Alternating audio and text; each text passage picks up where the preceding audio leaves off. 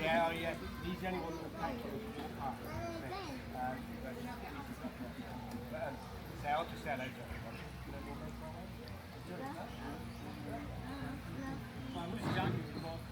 Yeah, no. We're still back.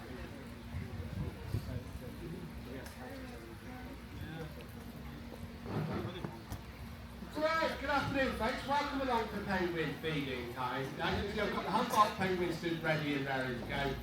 They saw me go in the shed about 20 minutes ago to sort out the food, so they know what's going on today.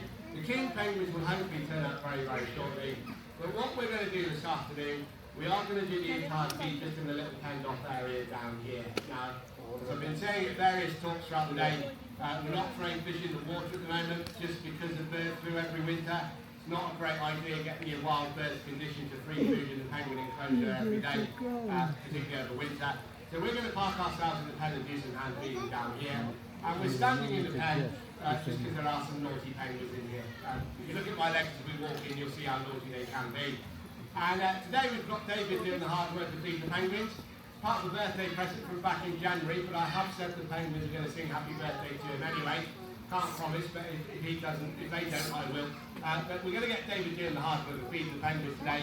I've got the easy task today, and I'm just going to talk about penguins in general. We'll talk about our two different types here, and we'll talk a little bit about some of the individuals in the group as well. But we'll see how we go today. The Humboldt penguins down here are eating really well. The king penguins, their appetite's gone right out the window.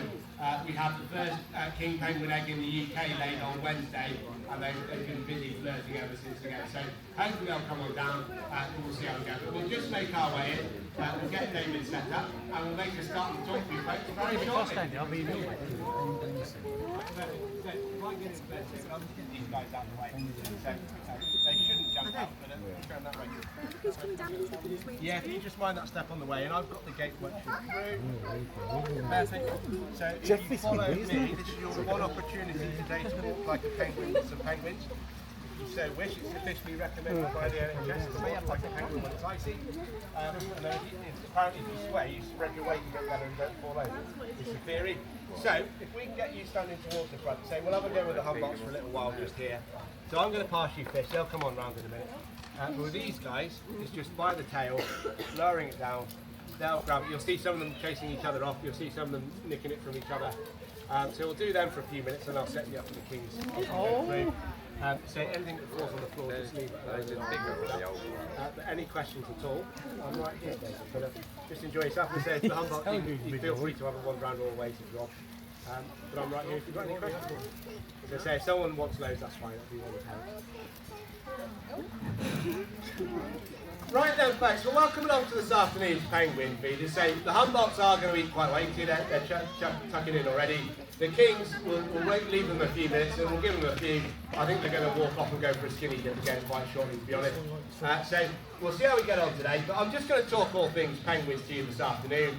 So right now, we have 18 different types of penguin alive today, and they're all found in the southern hemisphere. And I say right now, it's been in the news recently, they're on about splitting the Gen 2 penguin into four different types of penguin based on size and location. So it could be 22 penguins very shortly, but it's currently 18 types right now. So they all live in the southern hemisphere. So you get penguins from as far south as Antarctica to as far north as the equator. And many, many people make the mistake of assuming that penguins are a cold climate bird. Now, that is true of some penguins. Happy birthday to you, said they sing, thank you. Now that is true of some penguins. There are penguins breeding in Antarctica, South Georgia and the Falkland Islands where it is really, really cold. Lots of penguins like it quite warm. So 20% of the world's penguins, including our Humboldts at the front, live in South America where it's very warm. There are 6 types of penguin nesting in Australia and New Zealand every year. You can all probably guess where the African penguin lives based on the name alone. That's the only penguin to breed in Africa, and they'll sit on Boulders Beach when it's 40 degrees trying to keep their eggs nice and cool. And the most northerly penguin today is the Galapagos penguin, who lives right up on the equator. And although it's very, very hot up there, the water around Galapagos is nice and cold, so they can cope really well in that heat. And in terms of size, nearly all the world's penguins alive today are the size and shape of Pablo, just coming late to the party now. So around about 1.5 foot tall, 3 to 5 kilo in weight, and that is your typical penguin size right there. But because we've got one of the bigger ones here as well, I've heard several people again today say, look at the baby penguins. That's not the case. These are all fully grown penguins down here. We have got teenagers from last year. This one with the darker head is one of last year's chicks. But all of our adults with the white stripe above the eye are older than this king penguin at the back just here. So size doesn't tell you the age of the penguin. It's just that most penguins are short and stocky, and only our king penguins here and the emperor penguin get any bigger. At 2.5 feet tall, kings are the second largest. The emperor, their cousin, is the massive one. So anyone who's watched Happy Feet, March of the Penguins, any of the Attenborough documentaries, you'll all know exactly what an emperor penguin looks like. You might not realise it's nearly 4 foot tall and 50 kilo in weight. So it's one of the biggest, heaviest birds alive today. And emperor penguins get so big purely because they're the world's only bird that think it's a good idea to lay an egg in the middle of the Antarctic winter. So the world's coldest place at the coldest time of year. So unless you're a big, well-padded penguin, you'll not survive in that cold. So that's why emperors are so large. That's also why no zoo in Europe has ever kept an emperor penguin alive. It's far too hot for them here. The day yesterday, they'd have all killed down dead in that heat. Whereas our king penguins are smaller. They live further north in a warmer climate. We've got the sprinkler on today. We're in shade today. We haven't bothered with the ice yet, but that pool's still nice and cold as well. So the kings cope really well, but emperor's not a chance at all. So you don't see them around the pool today. I'm just going to set David up for the kings quickly, folks, and then we'll crack on. If you want to see that one, David, and then we'll have a go with the kings. So with the king's head, if I pass you that, if you try and hold it something like that, if you go for red tag, you'll get the head right up the side of his beak. If you're trying to get it right on the orange part of his beak, ideally, or that one, you can just shove that in with her. There you are, that's one of the hard ones to beat straight away. Frank with the blue tag will snatch it or throw it away, so he's all or nothing. Like that. No, that's Frank, that's what he does to everybody. He's just awkward, he's either 100% or nothing. But if French wants it, she can have it. So. You just, ideally, what you're trying to get, don't panic, honestly. Not every day you're putting your hand near a penguin. You're just trying to get the head right on the thick part of the beak, just down there. So if I show you. I've done this for a long time, so let me go. So, if you're happy to have a go, you've got easy, okay, easy. That's the hard one, so that's the one you've got to be quite firm with. Right, and then you've got one of the easier ones stood behind us as well, like the yellow tag just behind you there. Now this one is quite good, so you can try and get the head right up the side of the beak. You can hold it parallel and feel like that. She's good, I told you she was good. Right, thank you, Ben. So this afternoon then, we've got a grand total of 19 penguins in the enclosure today, and it is 2 different species. So the smaller ones at the front are Humboldt penguins, also called the Peruvian penguin, because in the wild they live on the coast of Peru and Chile. And this is the zoo world's most commonly kept penguin. Most zoos in the UK with penguins today will have Humboldt penguins. I thought you said. But say, in the wild, as with most penguins, Humboldts are struggling. And they are struggling more than most these days, unfortunately. And all penguins are facing threats in the wild of overfishing, pollution, habitat loss, climate change and bird flu. Bird flu has really been a problem for penguins recently.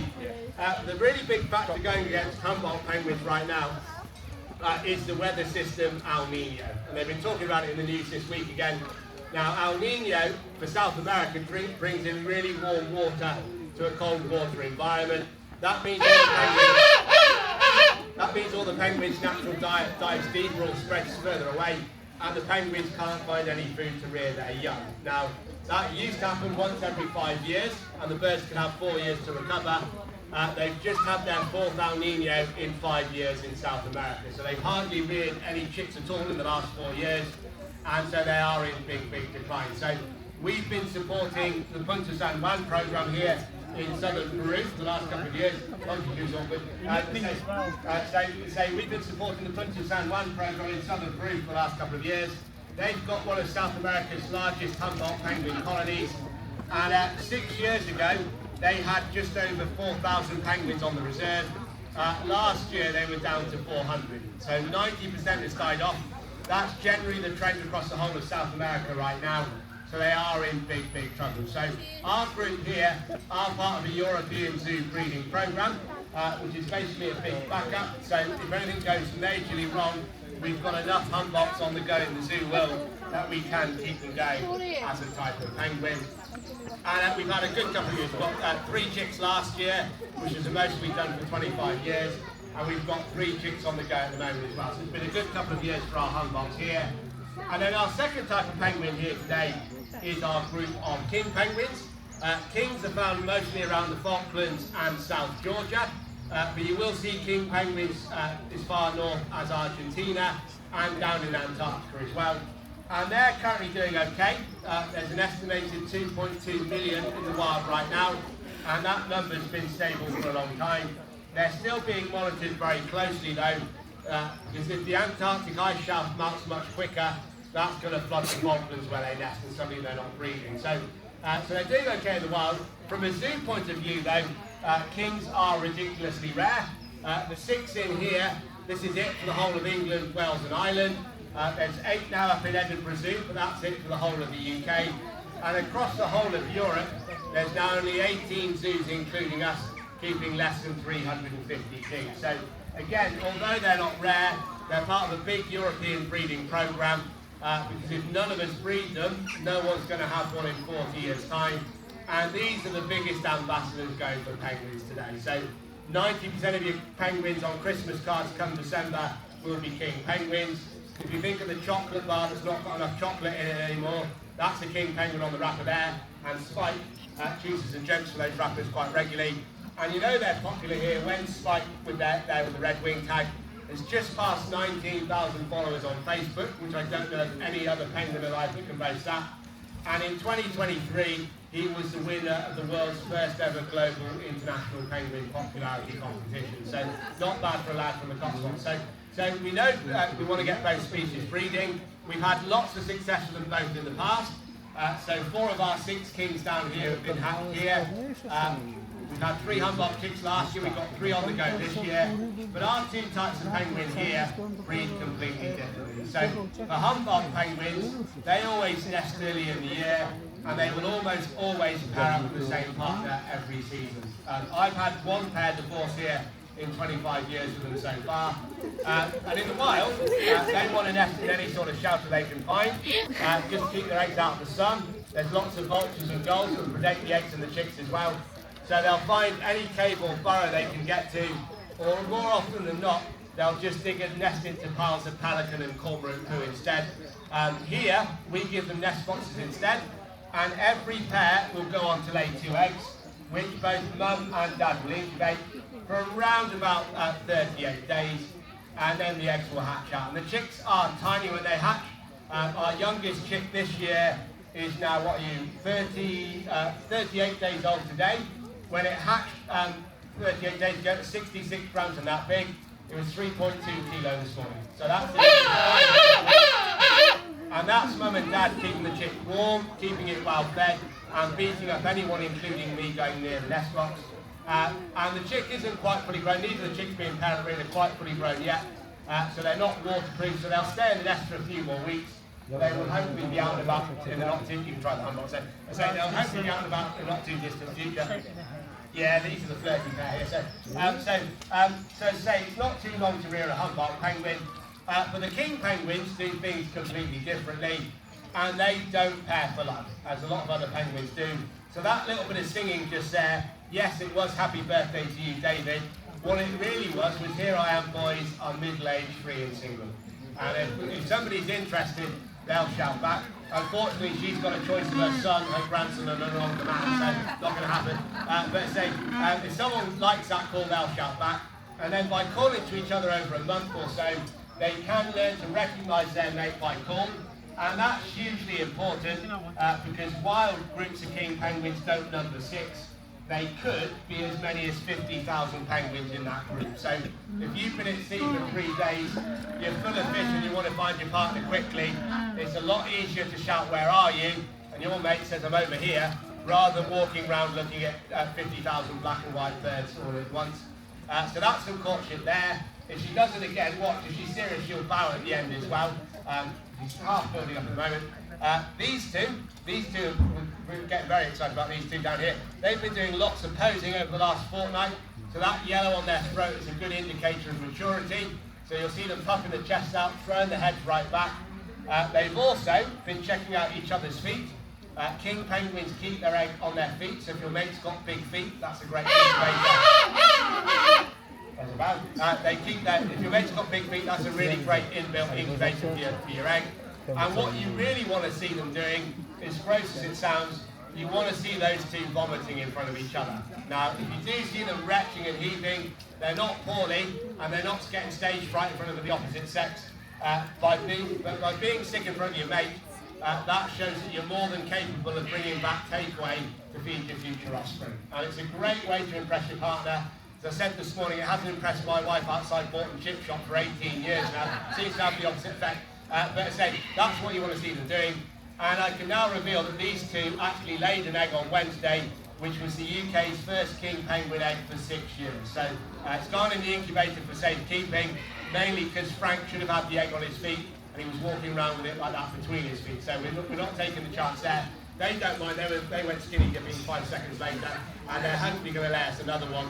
And we might give them a fake egg second time round to see what they do. But as I say, so we have got an egg at the moment. Now that egg was quite small.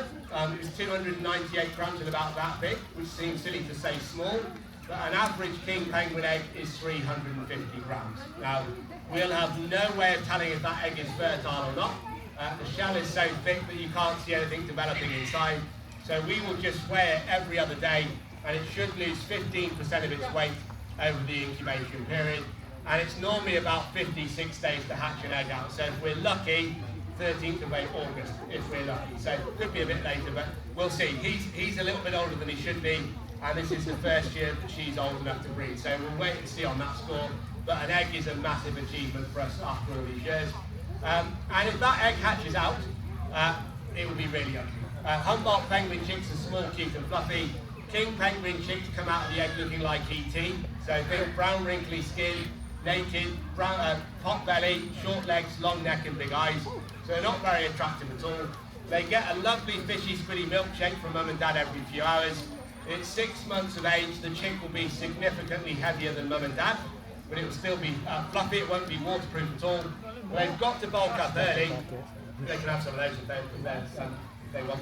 So yeah, they'll eat that. It just won't bend over. But say that chick is so big, but it has to bulk up early because when the Antarctic winter kicks in, mum and dad disappear for weeks at a time, and that chick will lose a whole load of weight over winter, and it needs to be fattened up again come spring before they molt into adult plumage, and that's when they'll fledge. So it can take, including incubation, it's an 18-month cycle to rear a king penguin.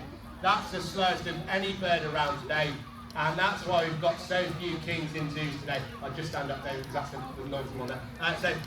See my legs. That's the longest of any bird alive today, and that's why we've got so few in zoos now, because if we get a pair breeding this year and they rear the chick, they will rear the chick this year, most of next year, so they won't lay another egg till 2028. So it will take a pair of kings 8 years to produce 4 chicks, whereas a really good pair of Humboldts in 8 years could do 32. So it's a completely different cycle. And obviously for us, if we're breeding the penguins, I need to know who's who. So the female at the front now is singing her heart out, lives with her son and her grandson. And as desperate as we are for chicks, I'm not that desperate for chicks. That's a big no-no in the zoo world. That gets me kicked off the breeding program straight away. I can't stop them pairing up, but I can stop them breeding. Seth is sulking, so he knows I'm going to give him some painkillers in a minute at the top. In his grand old age, he is mildly arthritic, so he gets painkillers every day. So I've got to make sure he gets the right treatment. I had to catch him up for an MOT with a vet a couple of weeks ago. You want to grab the right penguin, or else you're getting beaten up by 2, if not 3. And every penguin in the group now has got a name, and they're all adopted. And people like to know which one's which. And you can recognise them all individually, by sight, by behaviour, by personality. But the easiest way to go are the wing bands, because we are slowly retagging them now. Long term, no 2 penguins of the same type will have the same colour tag on the same wing. We're slowly tagging the boys' left wing and the girls on the right wing. And the company that makes the tags now will print the name of the penguin on there as well. So you can read the names yourselves, and we don't have to come up every 5 minutes to point out the famous ones. That's great. Those tags fall off all the time. 4 of the Humboldts have lost their tags in the last 3 weeks, defending nests and chicks. So if they're not tagged, you can still recognise them. And with Humboldt penguins, the best way to work out who's who is they all have different markings of black spots on the belly. So you can place join the dots, and that tells you who we've got. And the best example of that is just down here, called Big Mac. If I can turn him round, have a look at the top of his belly in a minute, and you'll see a really big clue why he's called Big Mac and why he's got a red wing tag on him. Turn around himself now. So have a look at the top of his head. You might well see the golden arches of a really well-known fast food chain in black spots across the top of his chest. I'm conditioned to recognise that logo, and I'm pretty sure when I went to collect him from another 2-3 years ago, I had a McMuffin on the way over for breakfast. So he's called Big Mac. Kat, one of our females with a blue tag on, she might be babysitting at the moment. She's got a massive white spot on her chin which nobody else has. And Raquel, our female chick from last year down there, has got blue eyes. All the other Humboldts have brown eyes. So that's a good way to work out who you can try the one again. Yeah, you can be a bit further there. She'll nibble it and throw it away probably. But the kings are a whole lot easier to recognise because we've always hand-fed our king penguins over the years and got really close to them. So we'll start today with our oldest female down here on this side. And for a female king penguin, for the last 32 years she's been called Bill, which is not a girl's name as you well know. But Bill hatched here in 1994, one of the UK's and Europe's biggest ever king penguin chicks. And the belief was, back in the day, that big bird chicks became big birds and were properly male. That's not true. In lots of birds, females are bigger than males. In penguins it's 50-50. But at the time they assumed she was a boy and named her Bill. That saved 50 quid on a DNA test, that was fine. And then 6 years later, halfway through a penguin talk one afternoon, she laid an egg in front of the keeper doing the talk and the viewing public watching the feed. That is impossible to do if you're a male bird. So she's definitely a female. She's laid eggs since then, we still call her Bill for some unknown reason. But that egg, back in 2000, turned out to be Frank, with the blue tag in the middle of the group there. Now Frank's our big one. He is the tallest, he is the tubbiest, and that's been laid for you. And he has got a double chin. Now he has been on an exercise programme, but he's fathered an egg this week, so I'm letting him off now. But exercising a penguin just means getting him moving around a bit more. But he likes the odd game of football, which is really great exercise. If you put a white ball in here, he normally thinks he's dropped an egg, and he'll chase it, thinking he's going to rescue it. Or, ever since we put the webcam in, he's worried about VAR, and he thinks he might be on, so he runs away from it. But he's a great exercise. That's worked really well with him when he was younger, and increased his fertility quite a lot. But as I say, best way to find Frank, and David can probably see it from here, he always looks after sleeping. He's so laid back, he's horizontal. Now he's hand-reared, so he likes us. He's also our most successful ever breeding male king penguin. When we had more females in the group, they'd all fight over him. He's the only penguin I've ever worked with to pair up with more than one partner in a year. No penguin should do that, but his PB is 5, which caused a few problems. And when we brought in new females last year, they went straight to Frank. So he's obviously very, very good stuff. And one of his chicks is still here, and that's Spike with the red tag just behind him. Now Spike's got the longest beak here today, and he's one you might have heard a lot about, because way back in 2023, he was the winner of the world's first ever penguin popularity competition. Now that was called March of the Penguins Madness. It was organised by Penguins International. We'll do lots of brilliant projects with penguins around the world. And it was a scheme to raise awareness because most penguins are in significant trouble, and the few that aren't are going to be in trouble very shortly. So they wanted people talking about penguins on social media. And so it popped up on our Penguin Team Facebook group, and yes, there is such a thing. We need some penguins for this competition. I entered Spike, not expecting very much. I think the management committee did and said, why did we bother that week? But 2 weeks later, he was confirmed to be one of 32 zoo penguins in the competition from around the world. And then it was like the FA Cup for 5 weekends on the trot. If you had more votes than your opponent, you progressed to the next round. So he saw off an Australian king penguin, an American southern rockhopper, an American blue penguin, an Irish gentoo penguin, to reach the final, where he's up against an African penguin from Hawaii.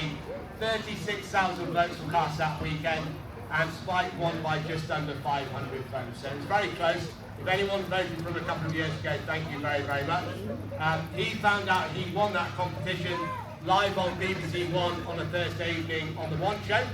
We had Ronan Keating, Alex Jones and Donny Osmond giving the good news. That led to appearances on BBC Breakfast, Channel 5 News, local ITV, Radio 5 Live, Heart Radio, The Sun, The Mirror, The Mail, The Guardian, The Express, The Telegraph, Angling Times, Cage and Avery Magazine, Sports Argus even covered it. It was really weird. But that was a record year that year then for visitors, penguin adoptions and penguin feeding experiences. So in 2024, we were thrilled to be the co-sponsor of a month-long census of Humboldt penguins in Peru, and they didn't find very many at all. And then last year, I had 3 weeks out in Peru, working with the wild population out there, building nest boxes, collecting rubbish off the beaches, monitoring breeding success, and doing some education with the locals. And that was all because of Spike. You can normally see his trophy in my office window. I've taken it off show just quickly, so I'll bring it back later on. And he's always been our most popular penguin. We hand-reared Spike back in 2007. Frank abandoned Mum. Mum gave up a few days later and abandoned the egg, so we had to finish off incubation and hatch him out. And from the very first day, Spike has always been used to the cameras. So even now, anytime you get a king penguin on a book, a magazine or a greetings card, that will be Spike. If it looks like a wild king penguin, it'll be Spike in front of a green screen down here. And if it looks like a colony of king penguins, that's him putting different poses in front of the green screen down here. So he's responsible for over 50% of those terrible jokes on penguin chocolate bars. McVitie's came in on April Fool's Day a few years ago and got him to choose the jokes. In terms of TV, he's done loads. Highlight was putting on to David Attenborough 13 years ago for a documentary on BBC One. He's just passed 19,000 followers on Facebook. And 3 years ago, he did a massive study with New York University and the Royal Vet College, monitoring how penguins walk on different surfaces, with the idea being they want to build mobility aids for people when it goes icy based on Spike. So all very, very surreal. And in most zoos, he would be your most famous penguin. He's not our biggest celebrity here. That would be Seth, the old boy up at the top of the green tag, who is our smallest king penguin. And he's small because, without sounding rude, he is geriatric. He is quite likely the world's oldest living king penguin today, and quite possibly the world's oldest penguin full stop. Now in the wild, it's a hard life for penguins, lots of things eat them, it's hard work catching food, there's no vet care out there, and so they tend to live to about 15 to 18. Now here, he's on a healthcare plan with the vet, so he gets painkillers every day for his arthritis.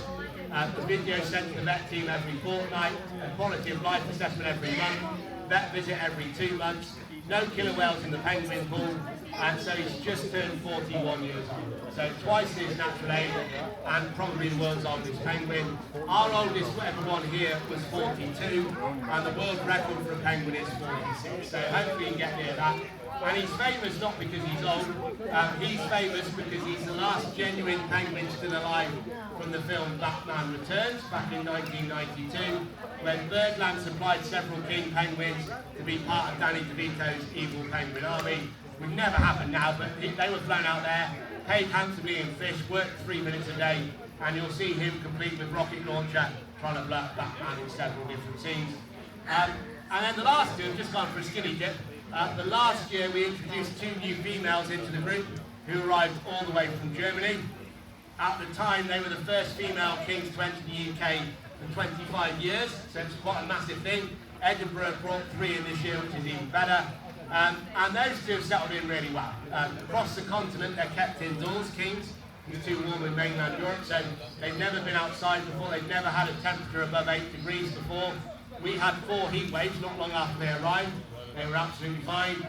The video of them seeing snow for the first time last March went nuts because they were chasing snowflakes all around the enclosure. And they've had to get used to the public being stood directly next to them. They've never met Humboldt penguins before. This pink shirt's new this year, that's completely different.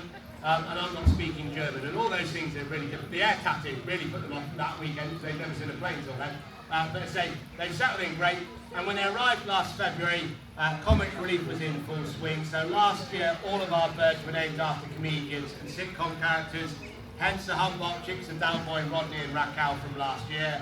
But after a public vote on some female double acts, those two king penguins have been named French and Saunders.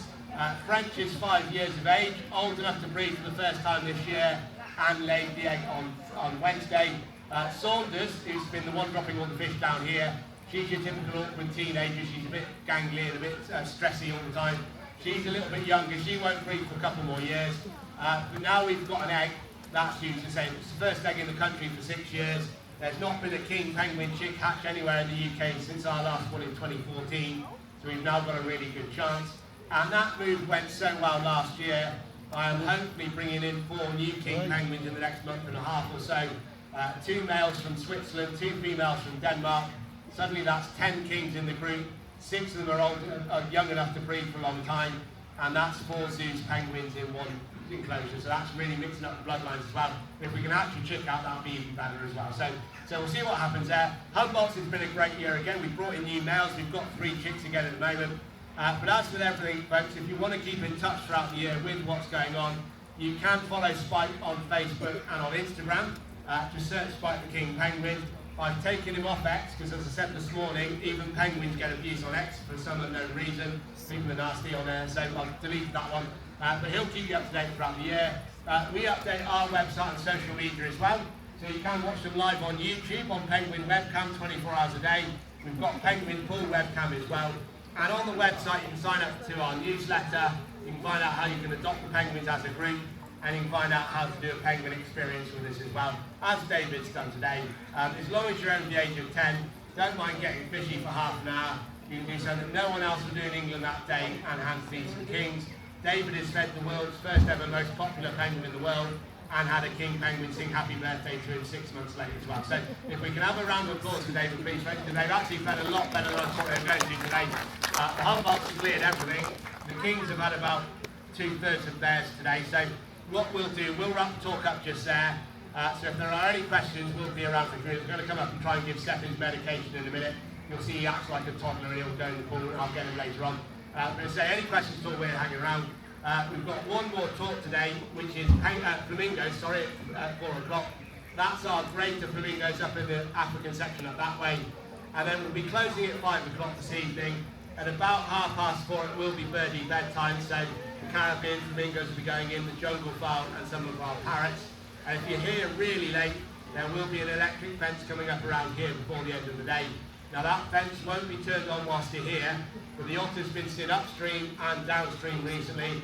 It's obviously coming through the river, and I have a duty of care to my penguins. I think the kings would net an otter, if I'm quite honest, but I'm not going to take that chance with an old geriatric movie star penguin and some babies in here as well. So if the fence is up, you're fine. If you're still here at 5:30 and should have left half an hour earlier, you are going to get sacked, to be fair. But as I said, we won't do that. So, but I say, hope you've enjoyed meeting the penguins this afternoon, folks, and thank you all very much for your time today. They did really well. So that's better than I thought the kings would do. So we'll, what we'll do, we'll get you out cleaned up, and I'm going to go and try and give you this medicine in a minute, so I'll leave those just there like that. But did you enjoy that? Yeah. Did you see how they all feed slightly differently?